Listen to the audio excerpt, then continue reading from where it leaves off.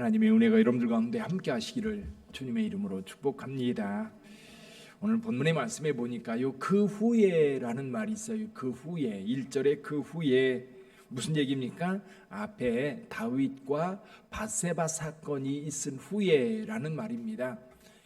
이 밧세바 사건에 대하여 나단 선지자를 통해서 하나님께서 하신 말씀이 있었지요. 몇 가지 말씀이 있는데 그 중에 한 가지가 내 가족에게서 이 칼이 떠나지 아니하리라 라는 말씀이 있었습니다. 계속해서 그 집안이 서로 칼로 인하여 살인하는 일들이 계속해서 일어날 거라고 하는 것을 말씀했었어요. 이제 그 일이 지금 이제 실제로 벌어지고 있는 겁니다. 다윗에게는 여러 아들들이 있었습니다. 여러 아들들이 있었고, 여러 아들들이 있었다는 것은 이 아내가 많이 있었다는 얘기입니다. 아내가 많이 있었는데 그 중에 이 암논이라는 아들은 맞입니다. 큰 아들이고, 그리고 둘째 아들이 있었는데 이 둘째 아들은 사실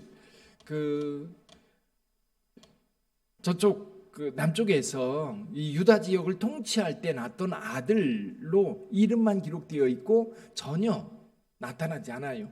그리고 셋째 아들이 누구냐면 압살롬입니다. 압살롬은 그 모든 아들들보다 정말 잘생겼다고 성경은 이야기를 하고 있지요.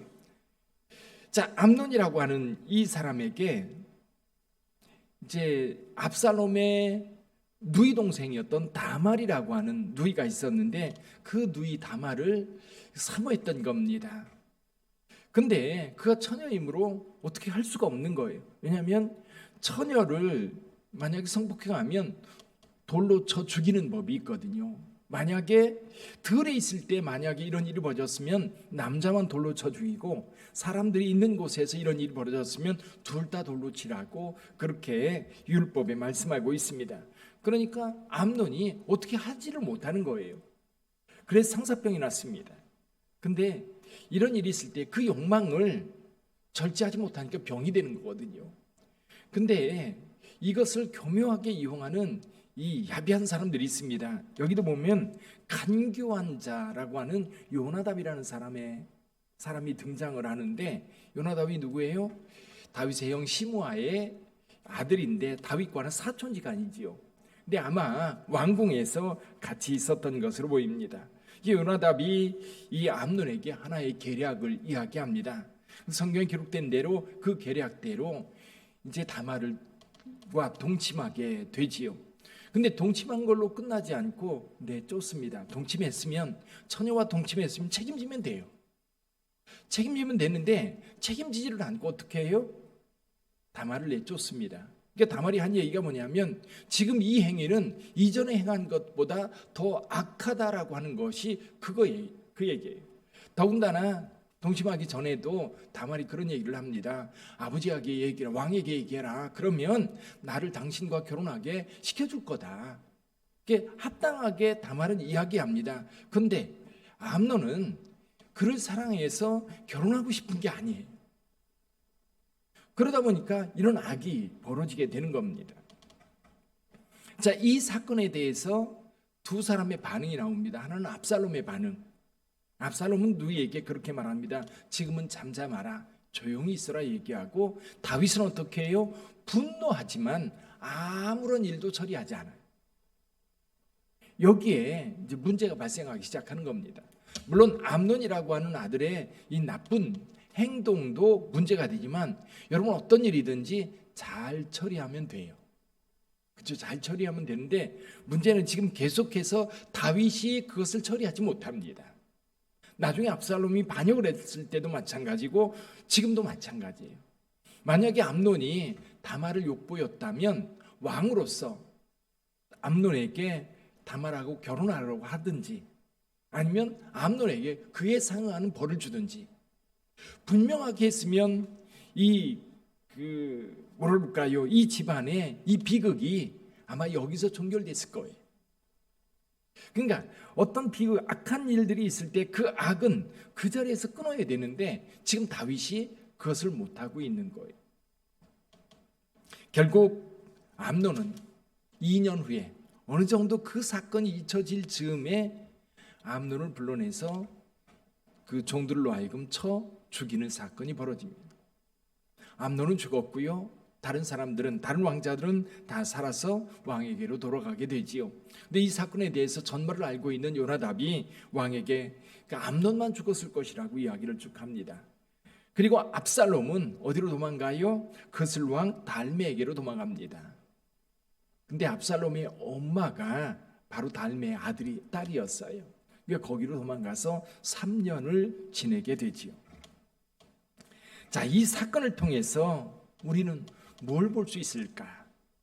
자, 첫째는요, 저와 여러분들의 삶 속에 여러분 정욕과 탐심을 십자가에 못 박아야 합니다. 갈라디아서 5장 24절에서 말씀하고 있어요.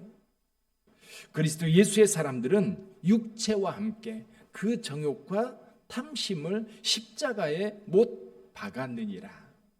그 욕망이 지배를 하게 되면 여러분 결국 그것이 죄를 낳게 되고 그 죄가 장성하여 사망에 이르게 됩니다. 그래서 우리가 세상을 살아가면서 욕심 부리면 안 돼요. 욕심을 부리면 그 욕심 부린 것 때문에 망합니다. 손해가 있고 또 그것 때문에 어려움을 겪게 됩니다. 그래서 우리가 예수 그리스도를 따를 때에 그 정욕과 탐심을 십자가에 못 박으면 자유로워요. 오히려 우리가 어려움을 당하지 않고 오히려 평탄한 길을 걸어갈 수 있어요. 이 욕망과 정욕이 우리를 패망으로 이끌게 됩니다. 암논은 그렇게 해서 패망하게 되었던 거죠.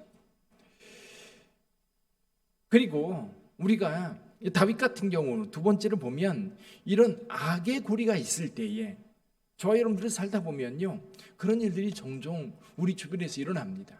근데 그 악의 고리가 나와 연결되어 있잖아요. 은연중에 연결되어 있을 때 그것을 분명하게 드러내고 내가 좀 체면에 힘들고 어려워도 드러내고 그걸 그 자리에서 해결하면 여러분 해결됩니다. 근데 사람들은 늘 그걸 드러낼 때 체면, 내가 볼 손해, 사람들의 비난 여러 가지 것들을 생각하다 보니까 그걸 그냥 묻어둬요. 묻어두면 속에서 썩어요. 여러분 우리가 암이라고 하는 게 있죠. 암. 초기에 발견하면 그만큼 데미지가 적어요. 술하기도 쉽고요. 손에도 몸이 힘든 것도 그만큼 덜 힘들어요. 근데 어때요? 시간이 지나면 그것이 점점 더 커지면 어떤 일이 벌어져요? 더 고통이에요. 돌이킬 수 없는 상황까지 갑니다. 죄라고 하는 것이 늘 그런 것 같아요. 슬그머니 은근히 들어온다고 그러죠. 은근히 들어왔을 때에 그것을 모를 때는 할 수 없지만 이것이 뭔가 문제가 있다라고 할 때는 해결책을 찾아야 돼요. 다윗 같은 경우도 여기에서 해결책을 찾아서 원한 없이 만들어 놓았으면 됐을 텐데 그걸 하지 못했던 거예요.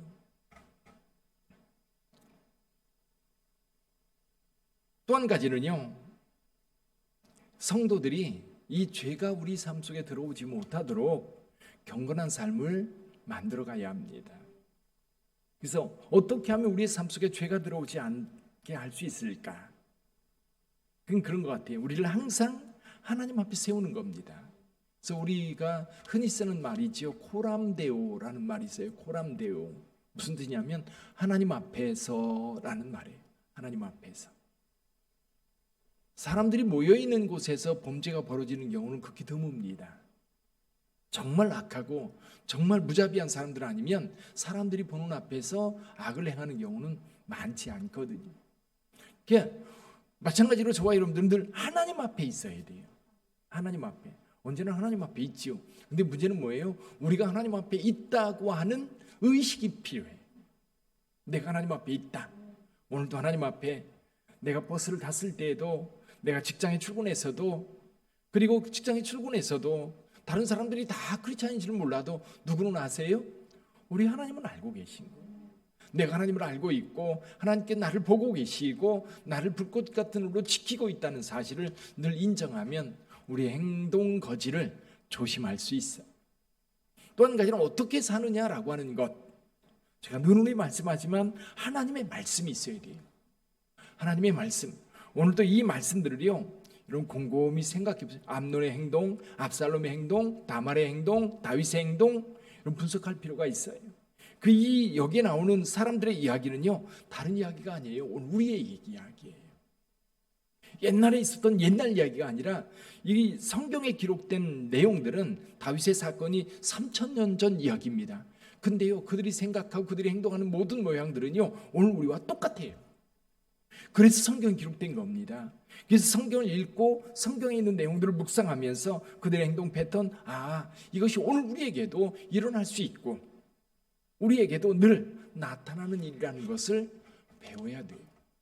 성경은 그거예요.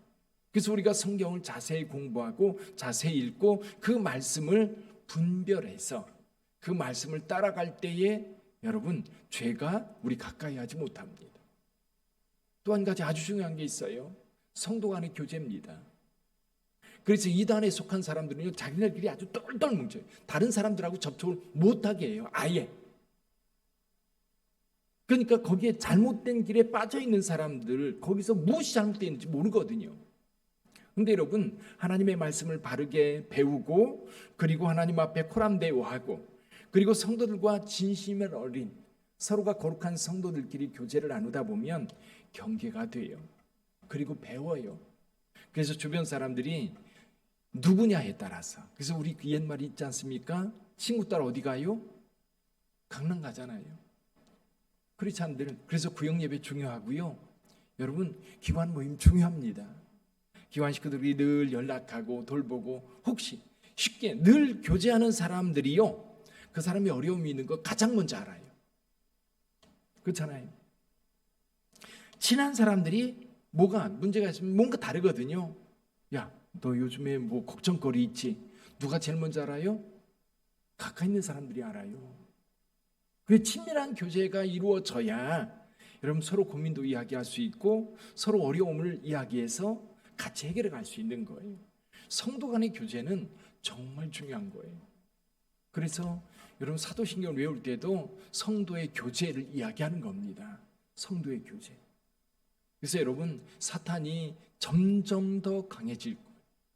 점점 더 강해질 거예요. 이럴 때에 성도 간의 교제가 아름답게 이루어지고 여러분 주변에 어렵고 힘든 사람들이 있으면 늘 그들에게 예수 그리스도를 전할 뿐만 아니라 교회 공동체가 어떤 것인지 가르쳐 주셔야 돼요. 이단에 빠지게 하는 게 아니라 여러분 진짜 하나님의 말씀을 알고 그리스도 안에서 진정한 교제를 통해서 우리의 영혼이 회복되고 우리가 치유가 되고 죄사함을 얻게 되고 그리고 하늘 공동체로서 영생을 소망하는 공동체로 세워져 가고 그런 공동체를 세상이 모르니까 자꾸 멀리 가는 거예요. 진정한 교제가 교회 안에서 이루어져야 돼요. 그 공동체, 우리 교회 안에서 이루어지는 공동체, 거기에서 이루어지는 교제, 그것들이 우리를 서로를 지켜주고 죄악에 빠지지 않도록 도울 수 있는 거예요.